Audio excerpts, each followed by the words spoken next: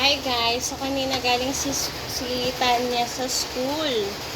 Okay, so sila ay binigyan ng bag. Ito ay, ano to? Kalambago. Okay, so this is kalambago. Okay, ito, ang tawag dito, Kalambagong pangarap. hindi. Kalambago, ito, kalamluma. Diba? Nagets mo? Bago, luma.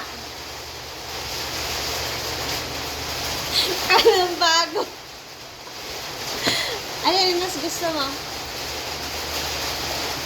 Alin? Alin yung mas gusto mo? Ang haba kasi nito.